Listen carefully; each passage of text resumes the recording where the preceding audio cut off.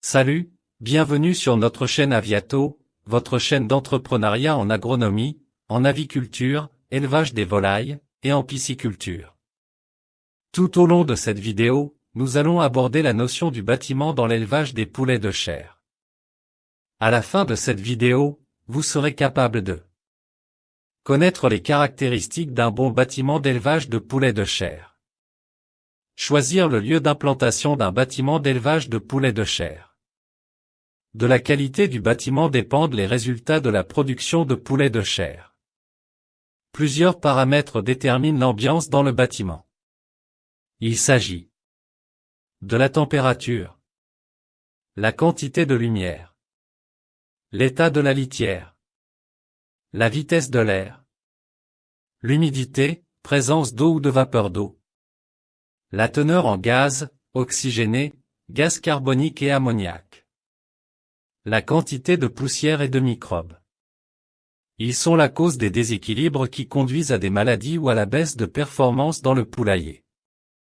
Un bâtiment bien conçu et construit contribue grandement à l'amélioration du confort des animaux et au succès de l'entreprise.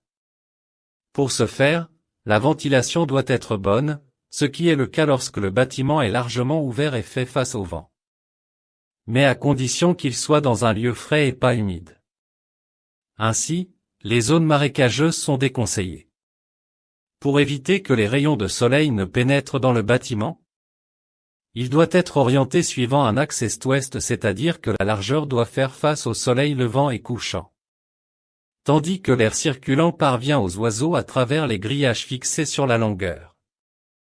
On choisit de faire porter ce grillage par un petit mur de seulement 40 à 70 cm de hauteur pour permettre à l'air d'atteindre réellement les poulets.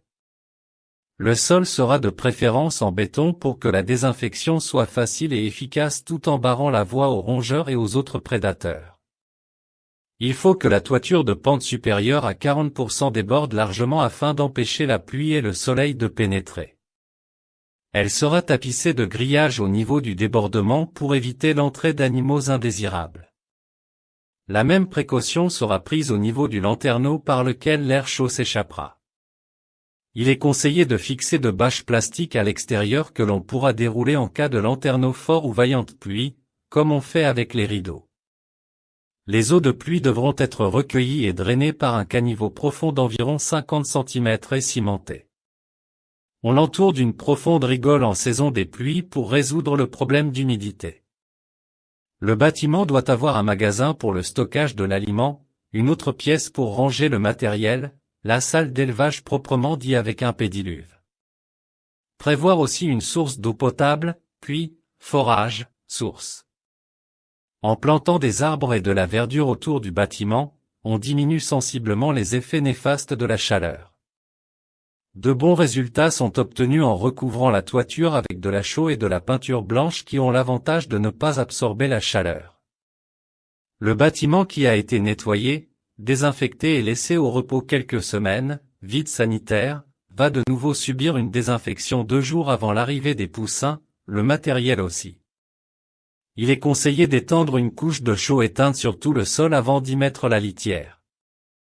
Un coin du poulailler sera aménagé et entouré de bâches de couleur noire si possible, de hauteur supérieure à 10 mètres afin d'isoler l'air de chauffage du reste du bâtiment.